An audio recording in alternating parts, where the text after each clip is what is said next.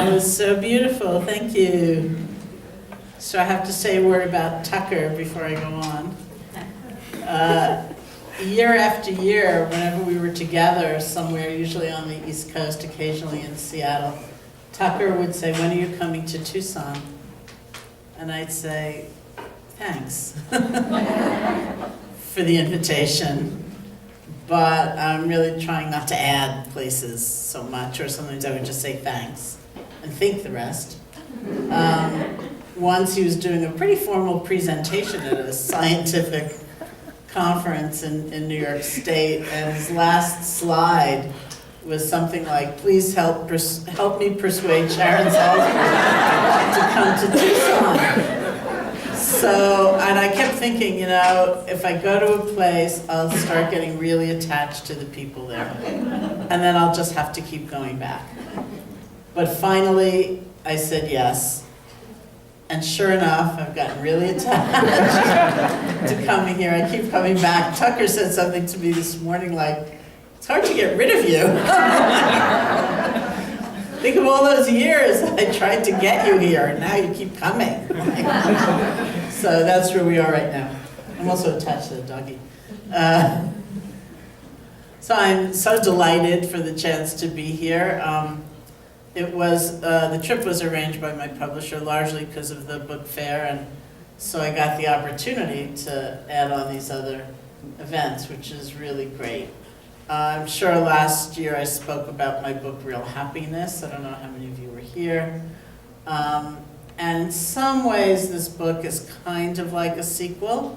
It was really born out of Real Happiness in that Real Happiness, the full title is Real Happiness, The Power of Meditation, a 28-day program. And it really is a program for either starting a meditation practice or renewing one. And it came out a few years ago in January, and February, of course, conveniently enough, had 28 days. So we ran this challenge on my website. We seem now to be doing it every February, where we invited anyone who wanted to sign up to do the meditation program, kind of building up from 5 minutes 3 times a week to 20 minutes each day. And some people blogged about their experience, other people commented, other people just read, and I think they're really wonderful accounts. They're all archived on my website, including this year's. And when I read that first year, we also asked people, we said, "Please be honest. Unless it actually happened, please don't say I sat down for 2.5 minutes and I floated away in a sea of bliss." Right? So people were honest, and it made it that much more touching and profound to read real life accounts of what it's like, not only to be practicing meditation, but to try to live those values, to bring them out into everyday encounters and the way we spend our days, just an ordinary day. And I noticed that amongst the people who were blogging or commenting, there was just this vast array of ways people were working. Some people were not working anymore, some people were students, some people were scientists. There were several firefighters, there were several hedge fund managers and special ed teachers and hospice nurses and one undercover policewoman and a divorce attorney. And I mean, there was just this big array. And I noticed that regardless of what somebody was doing, they were all expressing some of the same challenges. And this held whether you're actively working or not. It's communication, working with others, finding a sense of meaning in what you're doing, being present, not being so distracted when you're not sitting on a meditation cushion. So it was all the same stuff about how to live the meditative values of presence, awareness, balance, compassion. And I was really fascinated by that. So it was kind of out of that this book, Real Happiness at Work, was born. Of course, it's a nice, fun little play on words as well, which was really good. So I talked to an awful lot of people about their experience, and and their sense of resource, what they themselves did, to have that sense of greater awareness and balance and compassion and so on. And I learned a tremendous amount. So this is kind of a compilation of that, and it was really great fun at the same time. So the core principles are really the same as I was describing in Real Happiness. It's, first of all, it's the tremendous power of our minds. And we all kind of know that, right? Like you can be in a beautiful situation, and you're in Hawaii, and rainbows and waterfalls and loving people, but you're depressed or you're frightened or you feel really cut off. And you can hardly even take in all of that tremendous bounty coming towards you. You're not that happy. And we also know, either from our own experience or those whom we know, we can be in great adversity and challenge and difficulty, but we're in love, or we're filled with faith, or we don't feel so alone. We feel, you know what, this is part of the human condition. It really hurts, and I'm not the only one that hurts, right? And so even though it's painful, it's different. And so it's not that everything gets wiped out and there's no more pleasure and no more pain, but even in the kind of turbulence of life, with all the changes that it brings, we can cultivate the kind of power of mind that is really available to us. Not through necessarily being able to control what's happening, but changing our relationship to what's happening. So that is really the core of meditative understanding. It's not like we're trying to make some particular thing happen and then carry it around like a trophy, like a 315. I saw this brilliant white light, I'm done now. But it's changing our relationship to everything. Changing our relationship to pleasure. Sometimes these wondrous things are happening and we're so distracted we hardly even notice. Or they're just not good enough because we're fixated on what's not happening, what we don't have, and that's all we can think about. And we don't have that much gratitude or that much appreciation for what is happening, for what we do have. Or we can have this kind of almost embarrassed sense that we don't deserve the really nice thing that's happening. And so we're kind of pretty half-hearted, we're apologetic about it or defensive, and we're not really taking it in. So my most recent example of that is a couple of Decembers ago, I went to Maui to teach. I'm going again in April, which doesn't have quite the same cachet.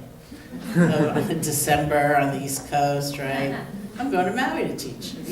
And I was going to teach with Ram Das, who's an old friend of mine, and Krishna Das, who's another old friend of mine.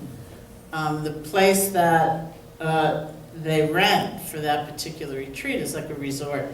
And it's right on the ocean, so it's really beautiful. And it's Maui, right, which is just unthinkably beautiful anyway. So there I was in Maui, and it was a retreat. So of course it was on my public schedule, but I did something extra, like I tweeted about it or something. And all of a sudden I started getting all these messages like, wow, you're on Maui. And I found myself writing back immediately, it's very humid here.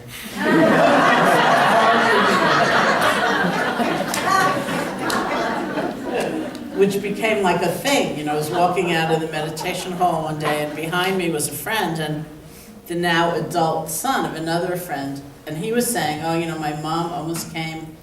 She was so close to coming to this retreat, and at the last minute, she just decided she couldn't make it, and she feels so bad. And my friend said, without missing a beat, did you tell her how humid it is here? So we can have a pretty distorted relationship to pleasant experience, so we don't really enjoy them all that much. And certainly, we can have a pretty distorted relationship to painful experience.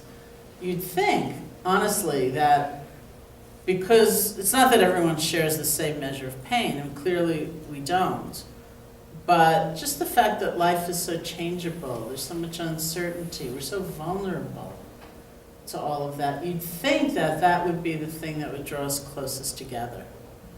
and that we would care about one another. We'd even care about ourselves in the light of, yeah, this is part of the human condition, this is natural. But instead, you know, we have so much conditioning, like difficulty is like a disgrace, that you're afraid, that you're struggling in some way, that you're ill, any of that, and it's crazy.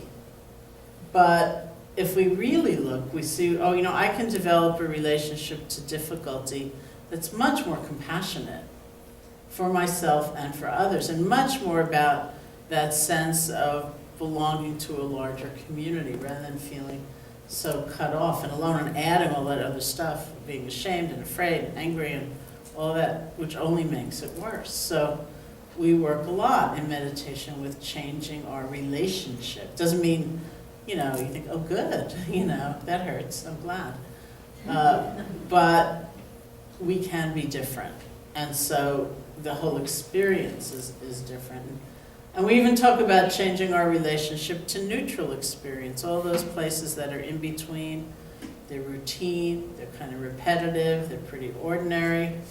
All those times we tend to go to sleep. We just nod out, we numb out, we disconnect, we're waiting for something better to happen, something more interesting to happen. So this is like the core value of meditation practice, and rather than just admiring it from afar, we really work to put it into practice. We practice it, and we practice it, and we practice it. And then we practice bringing it into our lives, whatever arena we may be working in, living in, connecting to.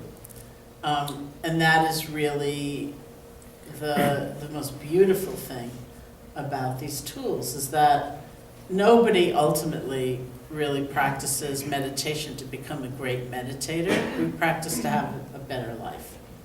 And that's actually what it's about. So those core skills of meditation can be expressed as concentration, first of all, stabilizing our attention, getting a greater steadiness of attention, mindfulness, which is developing a more balanced relationship to our experience so we can see it more clearly.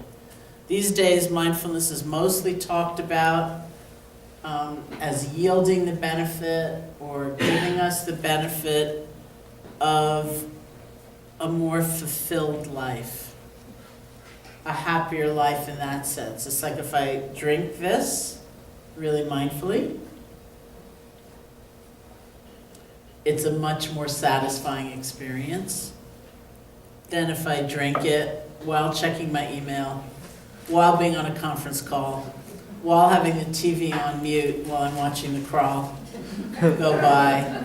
It's not that satisfying. It just can't be, right? And so when we talk about mindfulness, it's about connection, and it yields that benefit for sure. It's a very different quality of life. But classically, that's only one of the most powerful benefits of mindfulness. Really, mindfulness is like the engine for wisdom, for insight, for understanding. You know, if something comes up in our experience and we hate it, we just can't bear it, and we want to deny it and push it away, there's not going to be a lot of learning that goes on. And at the same time, if we just fall into it and we're overwhelmed, like, I'm such an angry person, I always will be, right? There's not enough space for there to be a lot of learning going on. So we talk about mindfulness as the place in the middle, where we are not rejecting and pushing away, but we're also not consumed by our internal experience, the external experience. And then it's like there's so many options, and we have so much choice, and we have a much greater understanding. We have an ability to go into the heart of our experience. Maybe, for example, we look at that anger, and I'll talk a lot more about that on Sunday. Maybe we look at that anger and we see the sadness in it, or we see the regret in it, or the sense of powerlessness in it, anything, you know? And so it's a much more comprehensive understanding of what we're feeling than just being on the topmost surface level. And so that's why we have more choice in terms of how we're going to act, because we have a much better understanding. We also see the changing nature of everything. You know, things come so strongly. We do start thinking, this is what I'm going to feel forever. But when we actually take a look, we remember nothing is forever. Time goes by, doesn't it? And even within an experience, there are moments of this and moments of that and moments of this and moments of that. It's constantly changing all of the time. Life itself is change. And so that's a really in tune, in touch experience of what's actually happening. So mindfulness is creating a relationship or being aware of what's happening in a certain way so that we have the opportunity for much more understanding and wisdom to arise.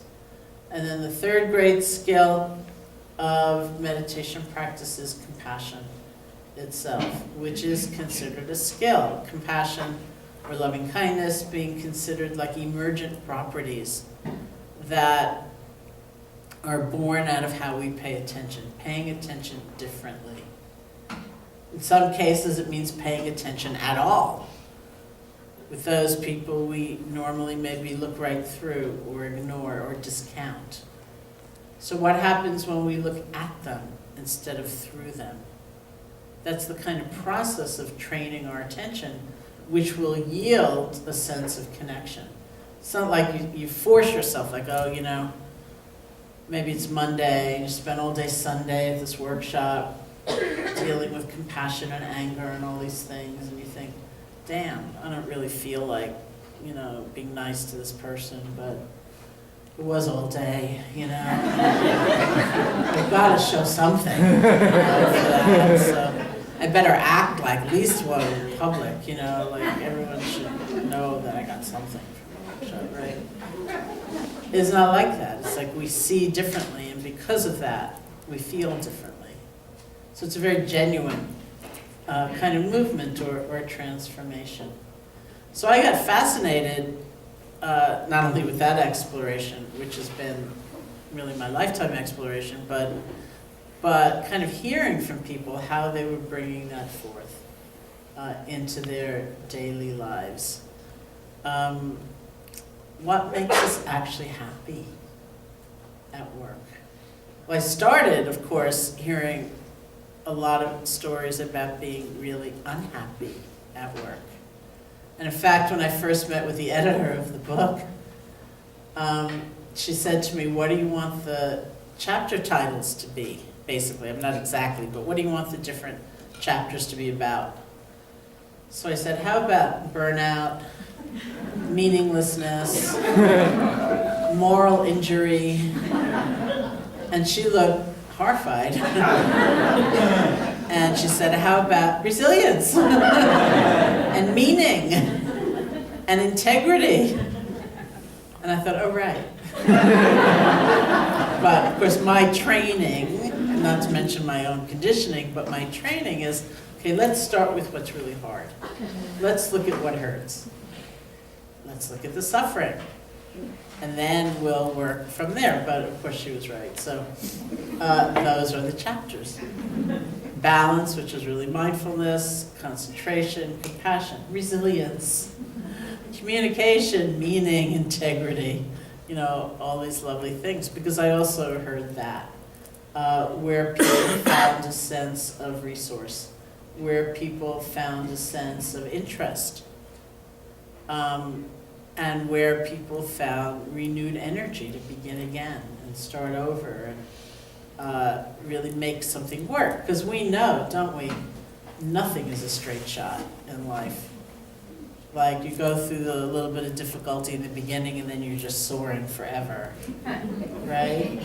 We go forward, we fall down, we have to pick ourselves up, and then we go forward again. Or we make a mistake, we have to start over, or that's just life. It's just in the nature of things. So how do we bounce back? How do we have resilience? How do we start over? How do we forgive ourselves? I was teaching, after the book came out, I was teaching somewhere, and I was talking about one of the things I find interesting in meditation practice, which we'll do a little bit of together here tonight, is how it's really a training in beginning again. And anybody who's sat with me knows I say this over and over and over again. Maybe we have an object of awareness, like the feeling of the breath. And the instruction is to rest your attention on the feeling of the breath, the actual sensations of the in and out breath. And for most people, it's not going to be 800 breaths before your mind wanders. It's going to be 1 or 2, maybe 3. And when we're gone, we might be way gone. But then comes that magic moment when we remember, oh, it's been quite some time since I last felt a breath. That's the crucial moment in the whole training. That's the moment where we practice letting go gently, and we practice beginning again, without blaming ourselves, without rancor, without judging ourselves. We let go, we begin again. And sometimes you do that over and over and over and over again in a single session. And that's not a problem. That's the actual transformation. To be able to start over and have that sense of renewal, of possibility, of heartfulness. So I was saying something like that, and also in terms of work, which is where we need that same skill. And somebody objected to that, and he said, I don't really like this forgiving yourself stuff. He says, I think it just makes you weak. Or he said it personally, I think it makes me weak. Where I just feel like, okay, I made a mistake, I blew it, I'll forgive myself, and that gives me permission to make another mistake in 2.5 minutes.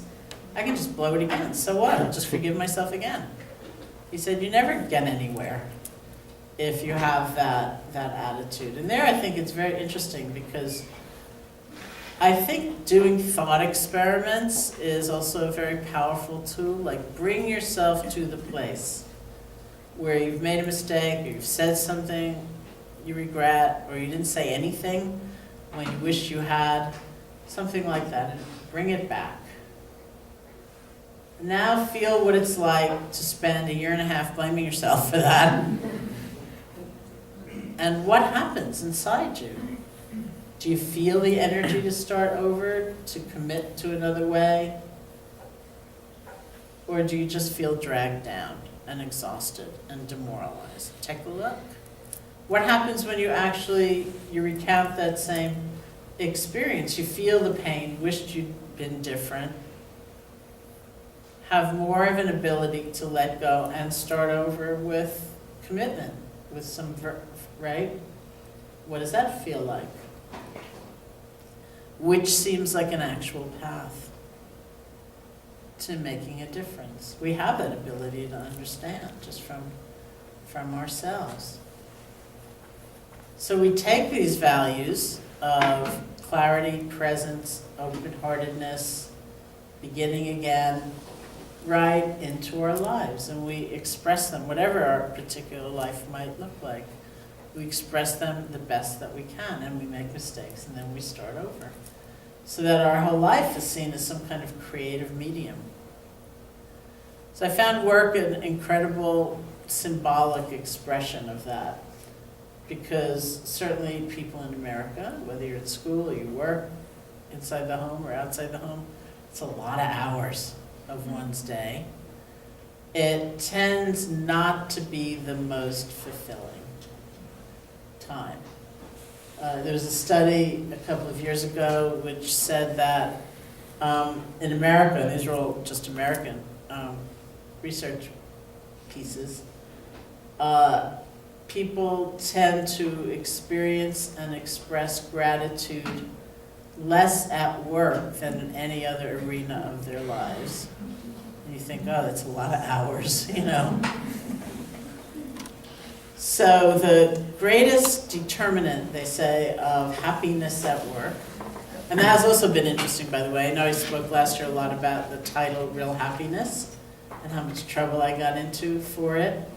Well, this one hasn't been that easy either.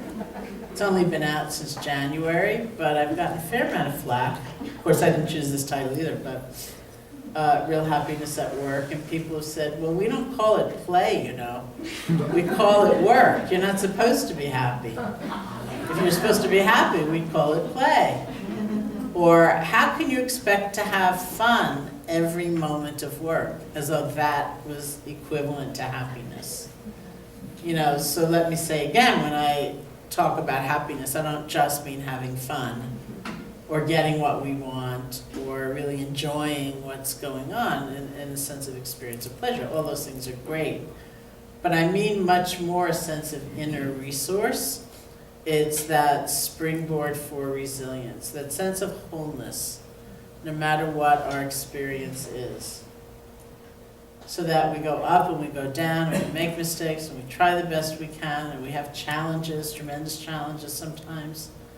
But we find that ability within to feel whole. So here's an example, and then I'll go on.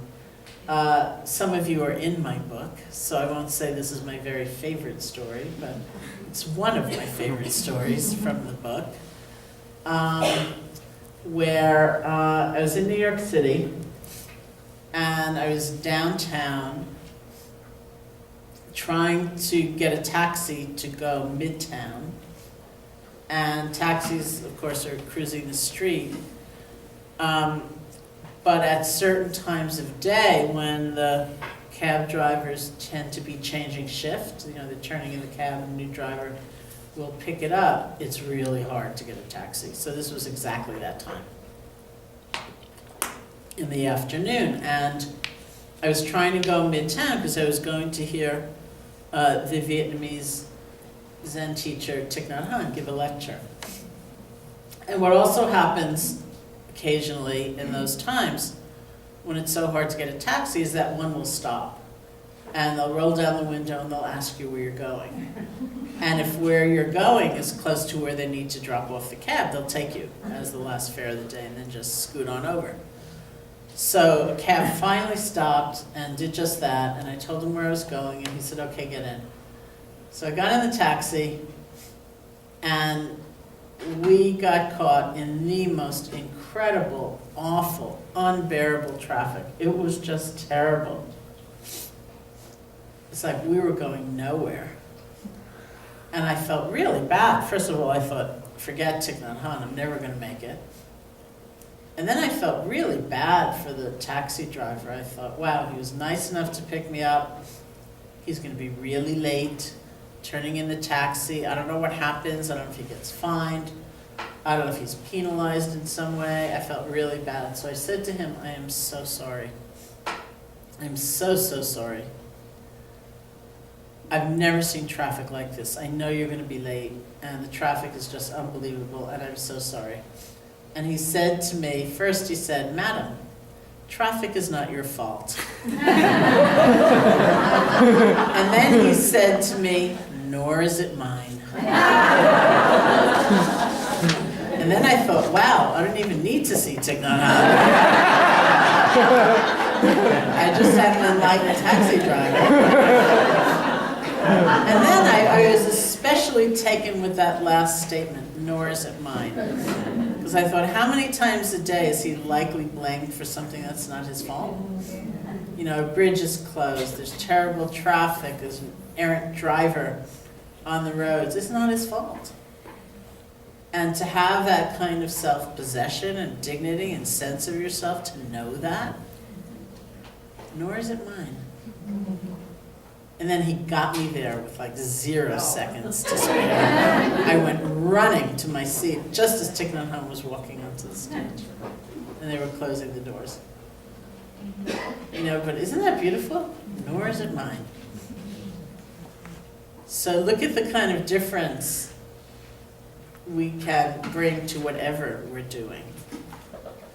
It's said that the greatest determinant of a sense of happiness at work is a sense of meaning. Some of the greatest factors in unhappiness at work are, and this of course that holds true even outside of work, is feeling unappreciated, right? Not seen in some way for who we are. Feeling overwhelmed, unreasonable demands, conflicted collegial relationships. They really make things very difficult for us. And on the other side, there's that sense of meaning. presence, connection, compassion. Compassion for ourselves, nor is it mine, and a sense of connection to others.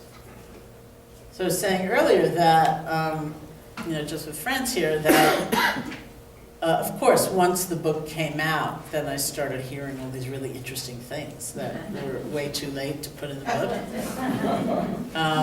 One of which, as I was describing, is this term I'd never heard before, which I heard actually when I was doing an interview for the book with a journalist.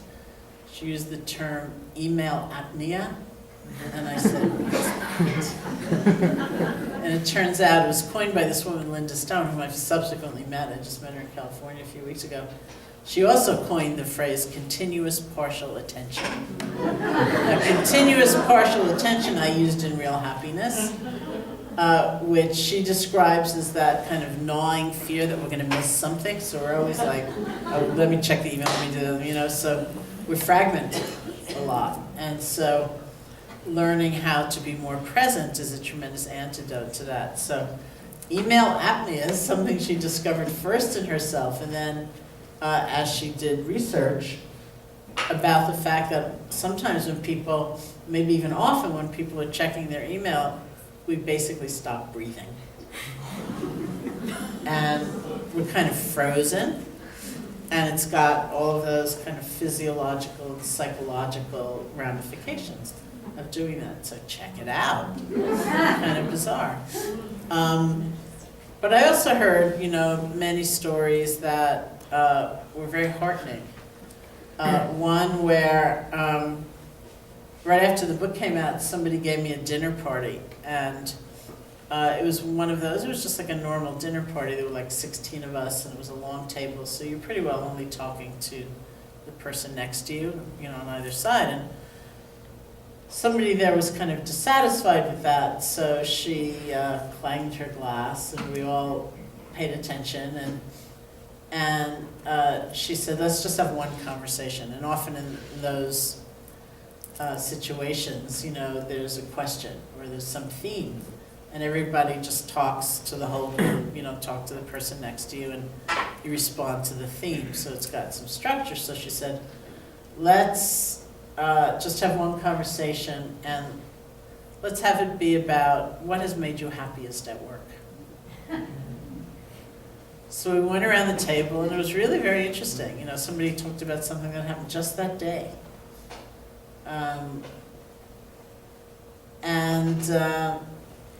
At the end of that, I was kind of taken with that possibility. So sometimes in teaching, I've asked the group, I said, if you want to, let's discuss your experience of what's made you happiest at work. It's kind of an interesting reflection, isn't it?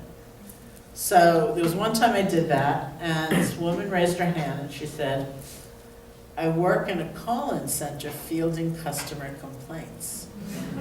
And she said, I love everybody. I care about them. I know by the time they've gotten to me, they've talked to 3 or 4 people. They are so frustrated. They're so freaked out. She said, I listen. I care about them. I respect them all. I can't always solve their problem, but I'm totally honest. If I say, I'm going to get back to you by 3 o'clock, I get back to you by 3 o'clock. It's like she was beautiful, and she was radiant, genuinely so, as she was talking about her work.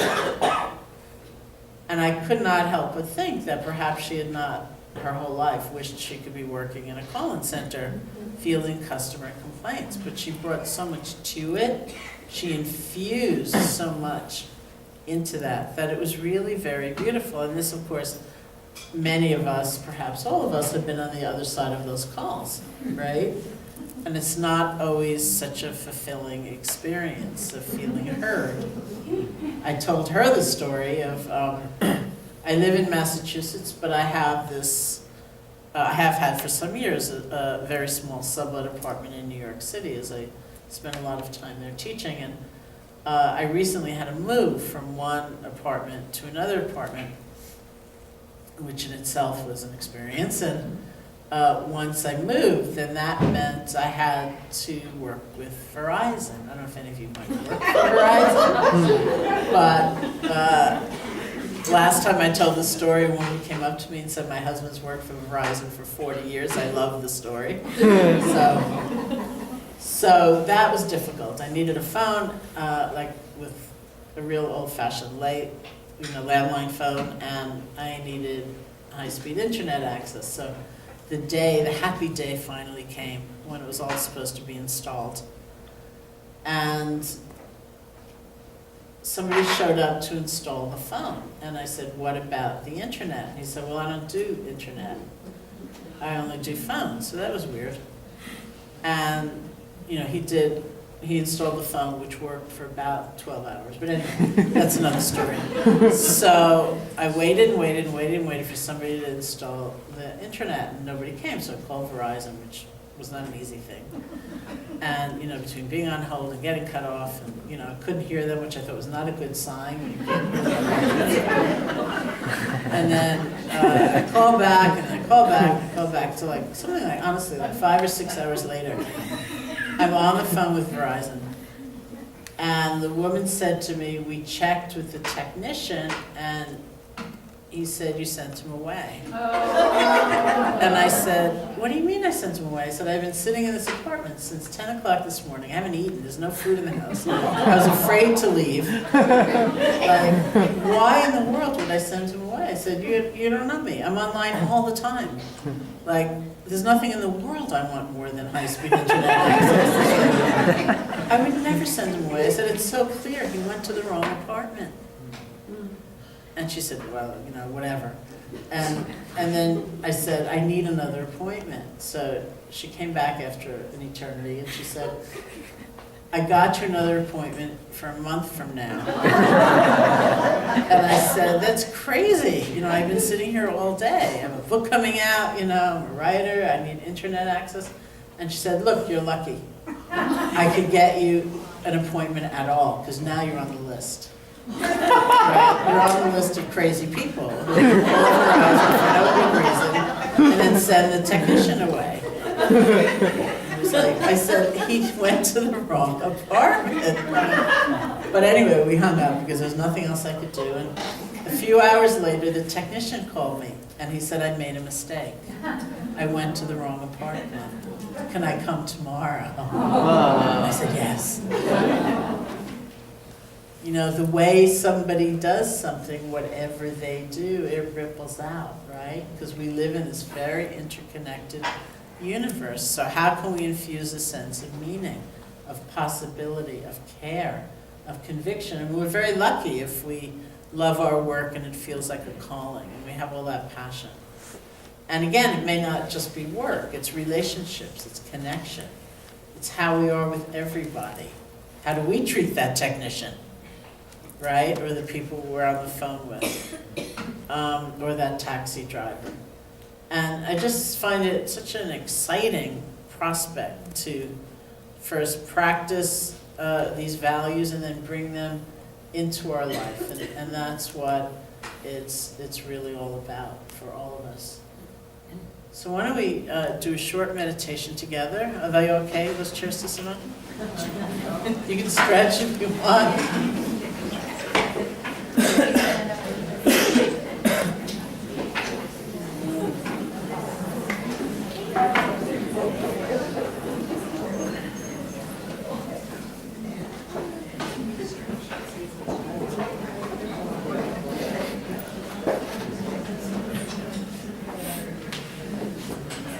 How many of you, by the way, are new to a program sponsored by Amway? Welcome. Where do you usually meet, Jim? We meet, we try to do one community talk a month, and we do have a mailing list, and I'll be here up front afterwards. If you'd like to join our mailing list and hear more, you can do so. And a sign-up sheet outside. Were these chairs numbered when we were children? It was my age. Okay, so there are many, many techniques and styles, of course, of meditation practice. This is like a foundational exercise in many systems. And it sounds simple, it's not really that easy, but that's okay. And that is basically, many systems are based on choosing an object of attention, resting, just like I described. We rest our attention on that object, our attention wanders, we gently bring it back. Okay, so what that object is, that centering object, could be anything. It could be the breath, as we're going to do. Could be a mantra, could be a sound, could be an image, could be a prayer, could be something else happening in the body. The breath is often used, and this is very telling in terms of bringing these values into our lives, because the breath is always with us, except when we have email apnea, I suppose. But other than that, the breath is with us. So maybe you practice 10 minutes a day in a formal sense, resting your attention on the breath, returning to your breath, and that means that the breath becomes our way of coming back to ourselves, coming back to the moment of grounding, of returning, and then you're at work. And there's this contentious meeting going on, and tempers are starting to flare. You don't have to open up the closet door and pull out all this equipment and sit down cross-legged and look weird. You're breathing, right? That's what you've trained in, coming back to yourself through the means of the breath. And coming back to ourselves means coming back to our priorities. Remembering what we really want. What's our intention? What's our motivation? What are our values? It doesn't take much, just coming back to the feeling of the breath. And so the most critical moment in that is the moment after our attention has wandered.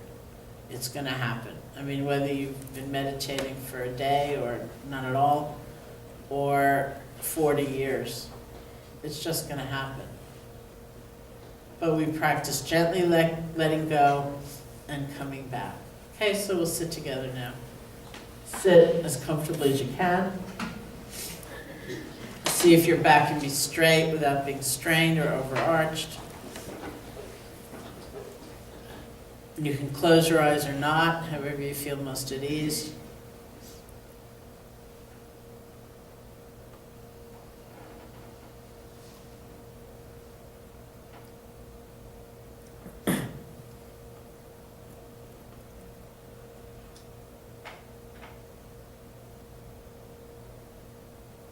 And see if there is a place where you feel the breath most distinctly. Maybe it's at the nostrils or the chest or the abdomen. And in this system, it's just the normal, natural breath. You don't have to try to make it deeper or different.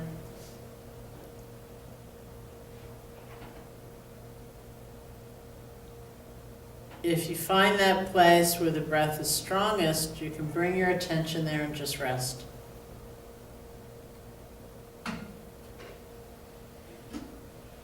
See if you can feel one breath.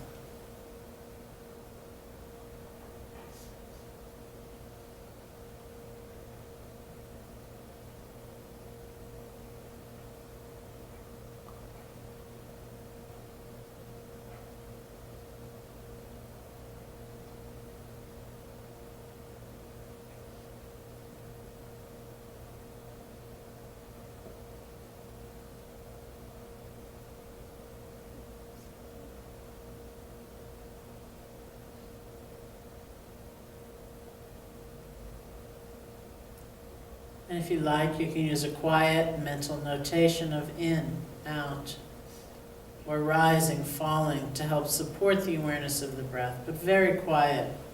So your attention's really going to feeling the breath, one breath at a time.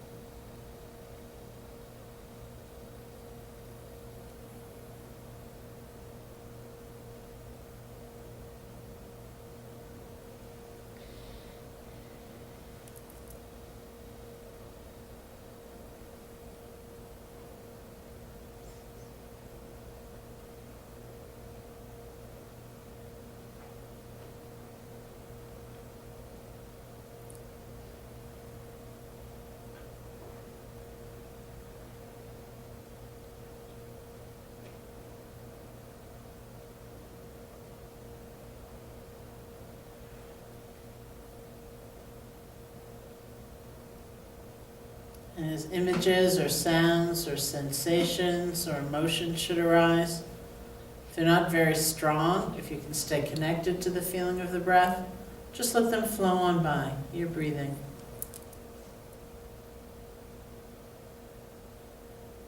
But if something really comes up intensely, it pulls you away, you get lost in thought, spun out in a fantasy, or you fall asleep, don't worry about it. The most important moment really is the moment after you've been distracted, where we practice letting go and we practice beginning again.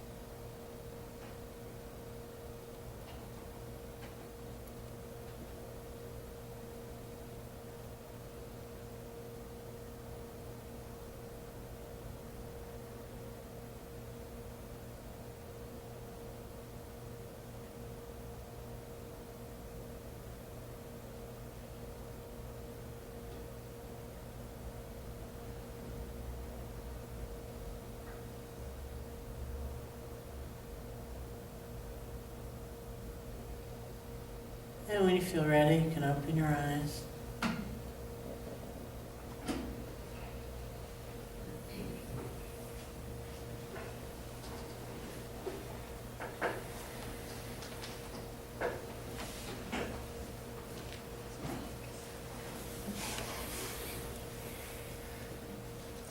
So we have a microphone that can go around if you have any questions or comments, anything you'd like to talk about. And before I forget, because I forgot, see how meditation just clears away the clouds.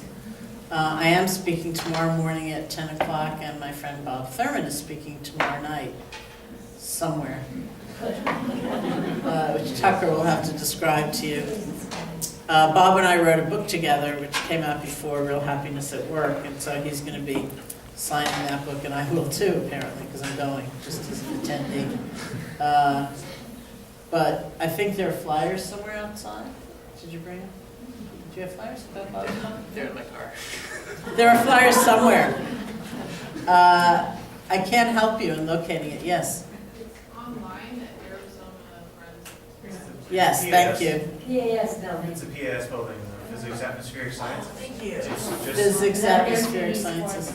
it's just west of where we are. Okay, thank you. It's a 1118 East 4th Street. It's at 7:30 tomorrow in the Physics and Atmospheric Science Building, room 201. And can I interview? Yeah, you can. And if you get confused, it is online at ArizonaFriendsOfTibet.org, so. And we'll leave these two out front, so don't take them in. You can copy down all the relevant information. It's an experience, I don't know how else to describe It's also it. posted on TCMC's Facebook page. Okay, and he's fantastic and brilliant and very funny, so. And the doors will open at 6:30 and it always sells out, so people should get there early. Okay, so doors open at 6:30 and please get there early. Because it will probably sell out. Okay, questions, comments, anything you'd like to talk about? Yes, you have the microphone, great. I have a question about compassion. Yeah. It seems like I can almost always feel compassion for almost Hold everybody. it closer.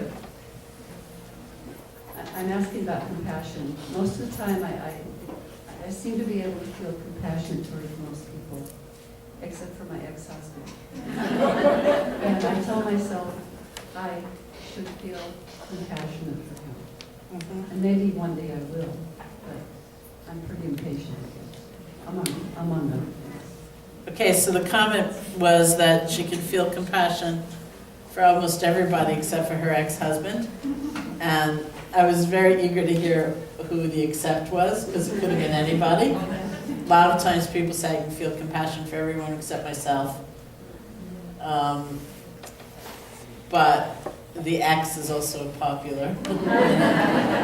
And feeling like she should feel compassion for him, but she doesn't really, and maybe someday she will.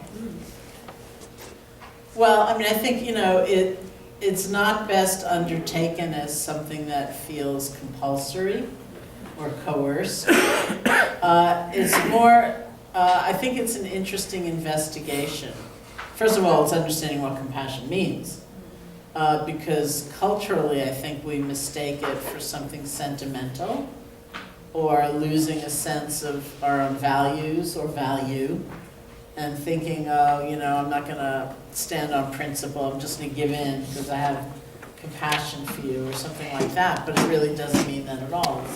It's a state of a lot of strength, but it also can have a lot of understanding. So, first of all, we understand, and I don't know if this is true for you, but sometimes we get kind of obsessed with someone else's faults.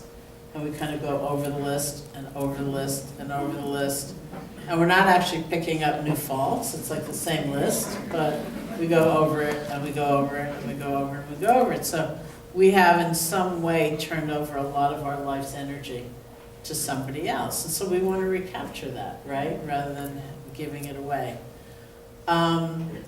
It's also based on some kind of understanding that acting unskillfully, whether it's us or someone else, comes from a place of pain, even if it's not felt or recognized pain. And people often ask this, like Bob gets asked this a lot when we teach together, because that book is called Love Your Enemies.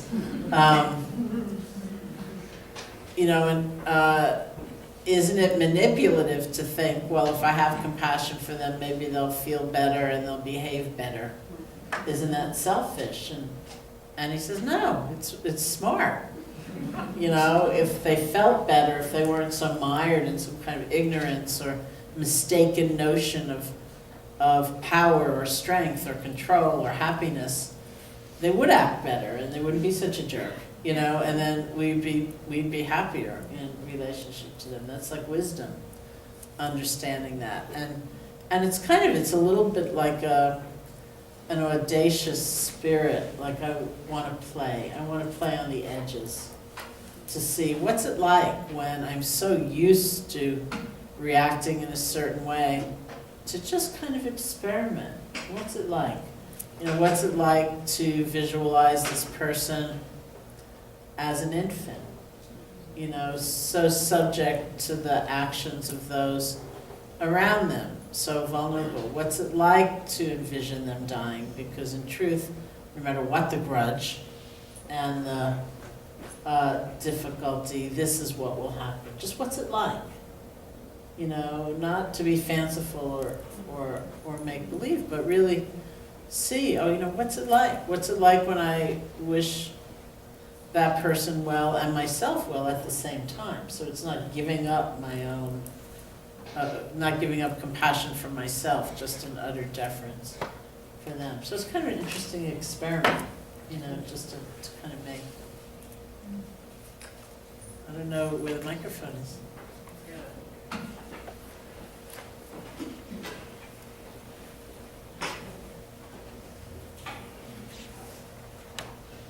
I didn't choose that book title either, by the way. Thank you, Sharon. You know, I definitely got to get your book because I'm struggling with the whole work thing. It's really something that's right up my alley right now.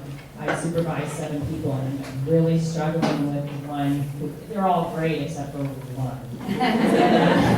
And I can do the meditation. I can get into my day and get there to work, and then something. I can't seem to bring it into that conflict.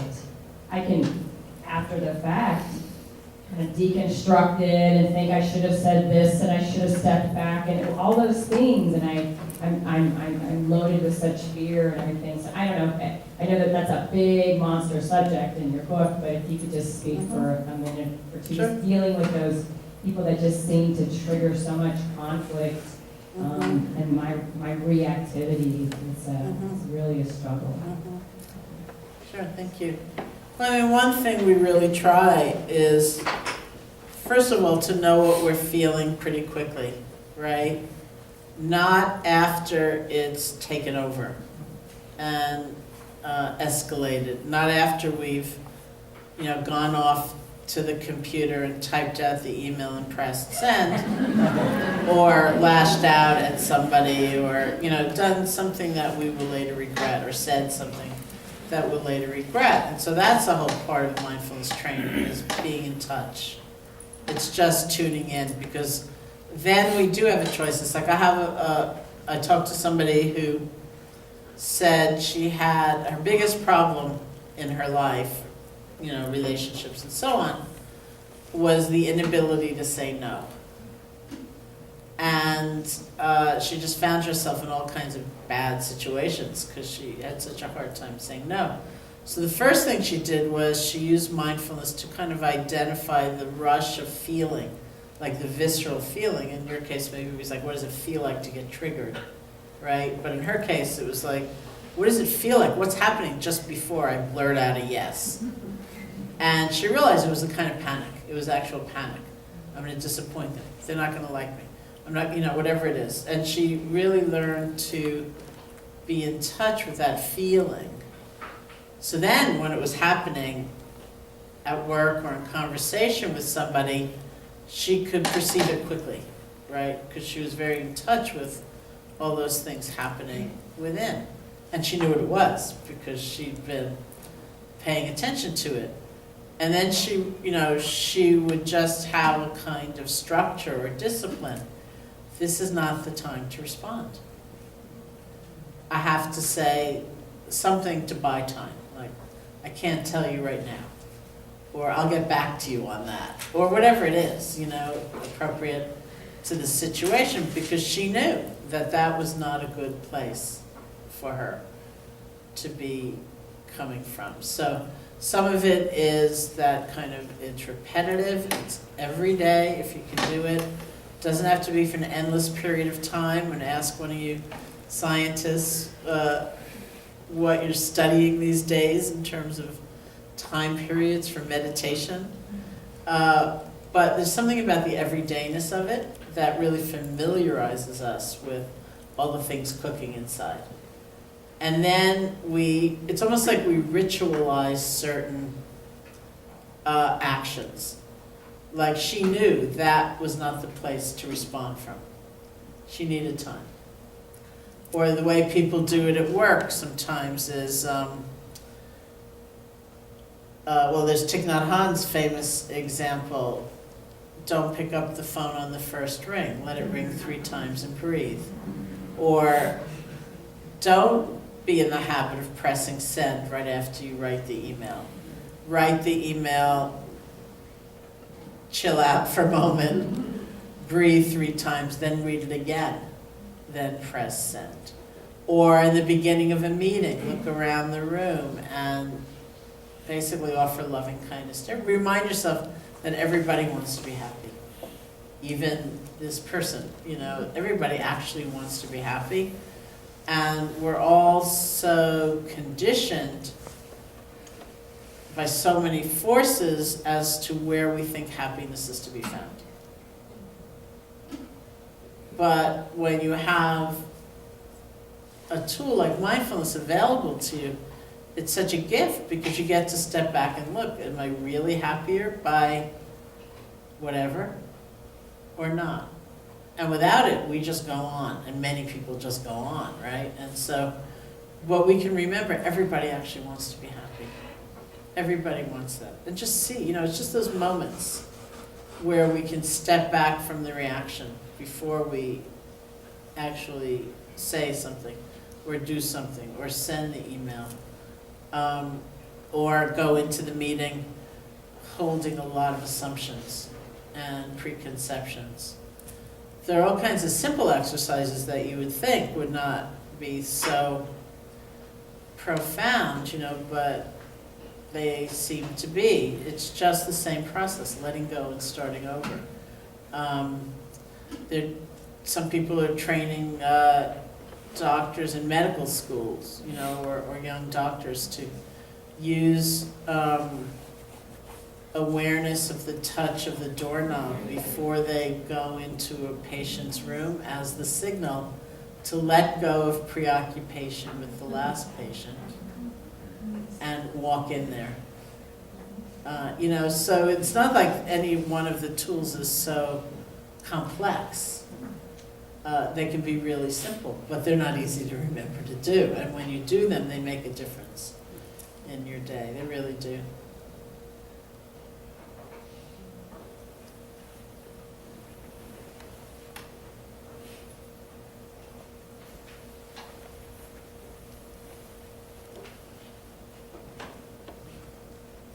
Okay, how long does one need to meditate each day? Since you have the microphone.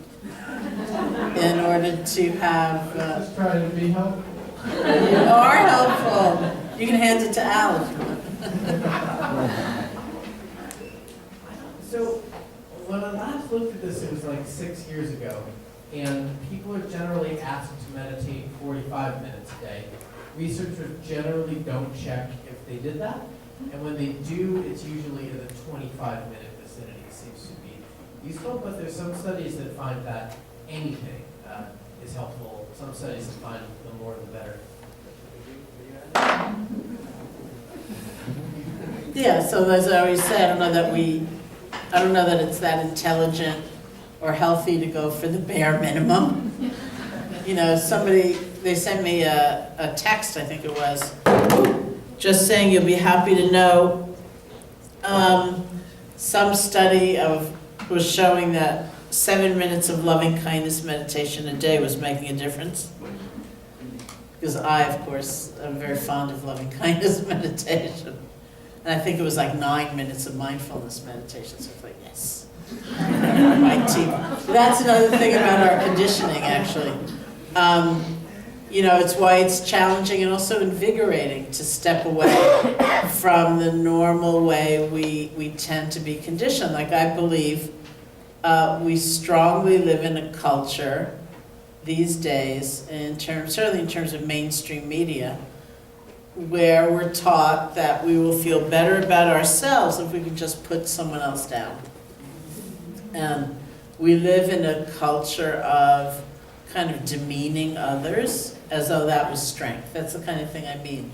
You know, we have so much conditioning about what's really gonna make us happy, but what happens when we take a look? So years ago, my friend Sylvia Borstein was with me in Massachusetts, and we were watching the Winter Olympics, and this couple got up and kind of executed this dance on ice. And as soon as it was done, the commentator, it looked like without even drawing breath, he just barked out, "Lacks artistry." And Sylvia and I were like rolling on the floor and said, you know, these two people just danced on ice. It's not that easy. You know, but, and these days, you know, it's like one of my friends made me watch a cooking competition show. Just ghastly, you know, in this regard, like when somebody lost or they were being dismissed, it wasn't like, oh, your souffle was very good, but you know, that other person used nutmeg and it was so original that we're just gonna keep them and, you know, we wish you luck. It was like, take your knives and go. Oh my God, it was like, you don't deserve to live. It was hideous, you know? And so you look at all those influences on us and realize it takes something to step back and examine them and investigate, like, does that really make me happy? Feel that endlessly competitive all the time, even against people I'm not competing against, right? And to have that sense of rush when, oh yeah, you're a loser. You know, what does it really feel like deep inside? And so that's also the opportunity we have just through the power of attention.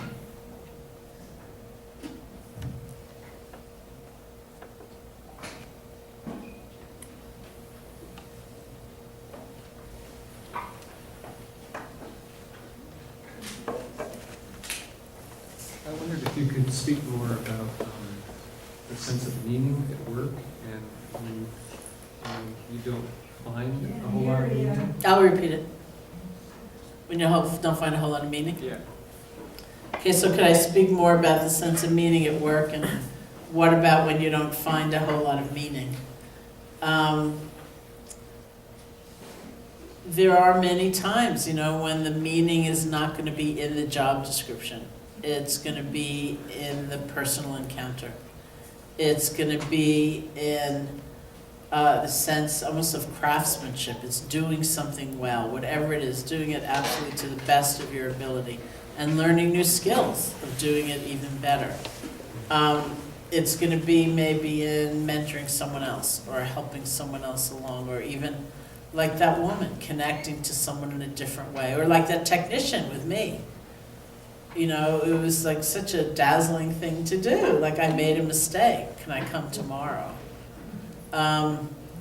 You know, that is often how we find a sense of meaning. I mean, we're very lucky if it is in the job description, you know, and we have that kind of mission-driven or that sense of calling, or that's somebody just did a study. I live on Twitter, so I just saw it in 140 characters, which said something like, study finds that people are happier at work if they see work as a calling.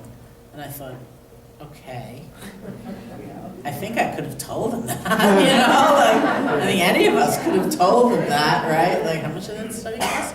You know, but of course, if we have a sense of a calling, it's fabulous, you know, but even there, you know, there's so many obstacles, and we don't always, and there's a big question of burnout and resilience, and how do we have the energy to keep going?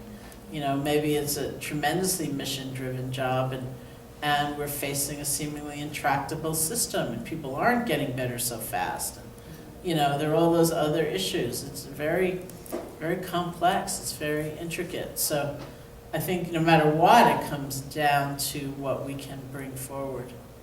And also in a momentary way. It's like, rather than looking for this really huge solution, it's like, what can I do right now? And right now. And right now. Everything else is a story we're telling.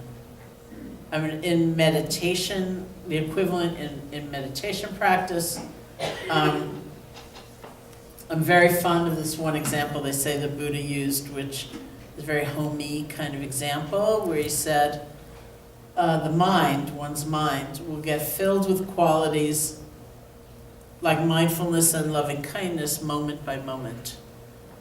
The way a bucket will get filled with water drop by drop. Our minds will get filled with qualities like mindfulness and loving kindness moment by moment. The way a bucket will get filled with water drop by drop. So I always love that example. Because right away, as soon as I heard it, I can imagine myself standing by the bucket and looking in and thinking, ew, it's pretty empty. That's never going to get filled. And not having the patience and the energy to just add one more drop, and one more drop, and one more drop. Or I could see myself standing by the bucket and looking in and thinking, wow, it's going to be so great when it's all filled. And again, not having the patience and the humility to say this very moment and this very moment, that's adding the drop.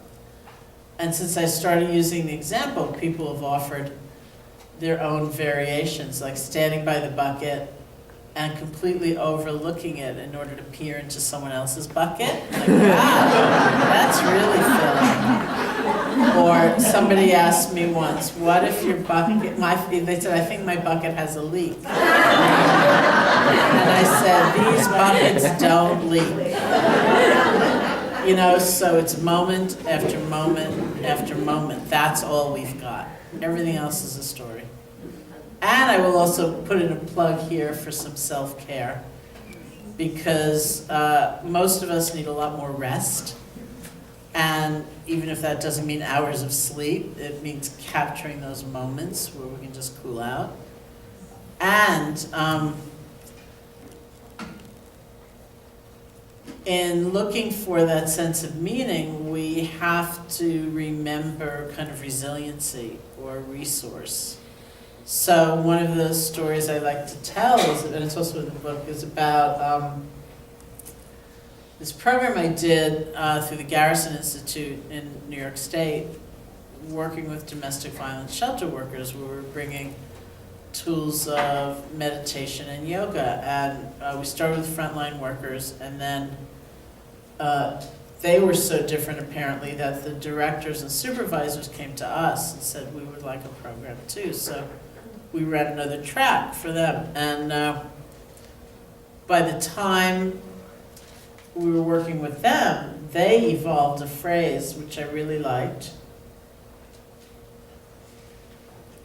which was, we want to establish a culture of wellness at work. A culture of wellness. And the domain of that might be just one's body and mind. It might be one's desk. It might be a bigger arena. It's hard to say. And they all had different intentions. Somebody said they were going to try to grow a rooftop garden. It's a very urban, area. And somebody said they were going to bring in different kinds of snacks. And one woman said, I'm going to start taking a lunch break. And everyone in the room who did not work at a shelter was astonished. We all said, you don't take a lunch break? Like, aren't you entitled to one in your contract? And she said, sure, but there's never enough time. There's so much and it's so urgent. All these things are happening. She said, I can never take a lunch break, but I have to. I just need that break. So, because we were meeting, we weren't only doing retreats, but we were doing meetings in between. We could get reports on how she was doing. And she came in the first time and she said, didn't work. She said, I closed my office door and someone crouched down and looked through the keyhole and saw that I was in there, so I didn't get a break. And she came in about 2 weeks later and she said it worked. She said, I closed the door and I turned out the lights and I got a break. So is that selfish? I don't think so. Well, we usually do think so. until we come to a different kind of understanding, like it's not, we're not gonna have the wherewithal, even if it's just, you know, if it's not such a terribly stressful, brutalizing environment, even if it's just the sheer amount of what we have to do, or the triviality of it, whatever it is, we need some inner resource, we need some sense of wherewithal in order to do something well. And so that's going to mean including whatever seems right to us in terms of having that degree of, you know, having a break, getting some rest, finding a way to step back or just rebalance whatever it's going to look like. Okay. I'm going to release you from those chairs. And thank you so much.